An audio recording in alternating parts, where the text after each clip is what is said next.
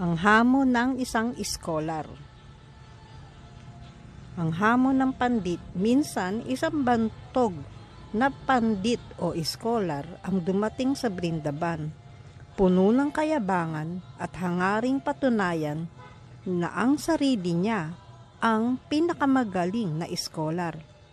Narinig niya ang tungkol sa kasikatan at katalinuhan ni Sri Rupa Goswami, isa sa mga pangunahing disipulo ni Panginoong Chaitanya Mahaprabhu. Kaya't nagpasya siyang hamunin ito sa isang debate. Gayunpaman si Rupa Goswami na sumusunod sa mga turo ng Narad Bhakti Sutra, partikular ang kasabihang hindi nararapat na para sa mga deboto ang makipagtalo, ay piniling huwag makipagtagisan ng talino. Sa halip, mapagkumbabang ibinigay niya sa pandit ang isang nilagdaang liham na nagsasabing natalo siya at nanalo ang pandit o iskolar. Sa labis na tuwa, ang pandit ay nagmayabang at nagpakalat ng maling balita na tinalo niya si Rupa Goswami sa isang debate. Ang kasinungalingang ito ay labis na ikinagalit ni Jiva Goswami. Pamangkin at disipulo ni Rupa Goswami.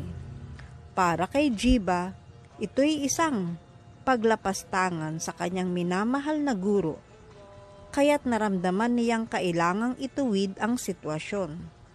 Sa matibay na paninindigan, hinamon ni Jiva Goswami ang pandit sa isang debate at sa kanyang malalim na kaalaman, madali niya itong natalo. Nang malaman ni Rupa Goswami ang ginawa ni Jiva, ay labis siyang nabahala. Sinabi niya kay Jiva, "Oo, tinalo mo ang pandit sa isang iglap, ngunit hindi mo natalo ang iyong sariling isip. Naisip mo ba, gaano kalungkot ang mararamdaman ng pandit? Umalis ka. Itinatakwil kita. Ayaw kong makita ang iyong mukha mula ngayon."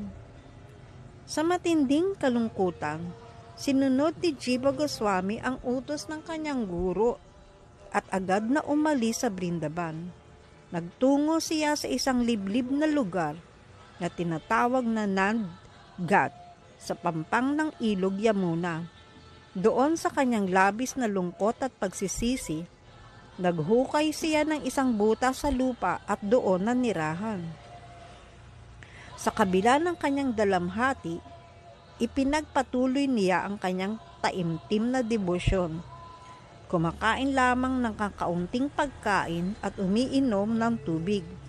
Dahil dito, nangayayat ang kanyang katawan, ngunit nanatili siyang matatag sa kanyang paglilingkod sa kanyang guro at kay Krishna. Patuloy na nagsusulat at nagdarasal ng walang patid. Sa banal na kalooban ni Sri Chaitanya, dumaan si Sanatan Goswami, ang nakatatandang kapatid ni Rupa Goswami, sa Nandgat habang nangangalap ng limos. Nang tumawag siya sa isang tahanan, "Radhe, Radhe!" Hindi agad sumagot ang babae ng bahay dahil abala ito. Kaya't inulit ni Sanatan ang kanyang tawag. Medyo nairita ang babae at sinabing, "Naku, itong baba, napakaiksi ng pasensya. Mas gusto ko ang aming baba, wala siyang hinihingi. Masaya na siya sa pag-inom ng harina na hinalo sa tubig." Dahil sa kanyang pagkamausisa, naramdaman ni Sanatan Goswami ang matinding hangaring makilala ang tinutukoy na baba. Sa kanyang labis na gulat, natuklasan niya na ang baba ay walang iba kung hindi ang kanyang pamangkin, si Jiva Goswami. Ang kalagayan ni Jiva ay labis na dinamdam ni Sanatan nang itinanong niya kung paano humantong si Jiva sa ganitong kalagayan. Ang mapagkumbabang paliwanag ni Jiva ay labis na tumino sa puso ni Sanatan. Agad na dinala ni Sanatan Goswami si Jiva pabalik sa Brindaban at iniharap niya kay Rupa Goswami. Sinabi ni Sanatan kay Rupa, "Naalala mo ba ang mga utos ni Mahaprabhu?" Mahinang sumagot si Rupa, "Oo, palagi kong naaalala ang mga iyon." Nagpatuloy si Sanatan. Sinabi ni Mahaprabhu, "Magkaroon ng awa sa lahat ng kaluluwa. Panatilihin ang pagmamahal at debosyon sa banal na pangalan at maglingkod sa mga Vaishnava. Kung ikaw ay inutusan niyang ipakita ang awa sa lahat ng jiba o kaluluwa, bakit may galit ka kay Jiva Goswami?" Sa mga salitang ito, inilagay ni Sanatan si Jiva sa paanan ni Rupa.